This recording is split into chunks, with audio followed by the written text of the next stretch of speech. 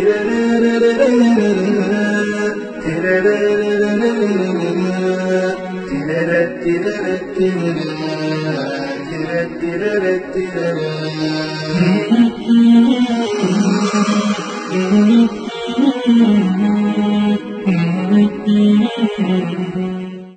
الله الرحمن الرحیم. معلمی به مردم و بچه ها درس دادی انتظار احترام و ارزش نداشته باشه از جامعه.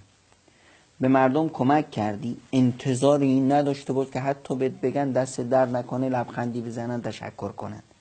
اگر این انتظار رو در مقابل هر کار خوبی انجام دادی و این انتظار رو داشتی، این پاداشته. پیش خداوند هیچی نداری. رابطت رو با مردم نذار، رابطت با خدات باشه.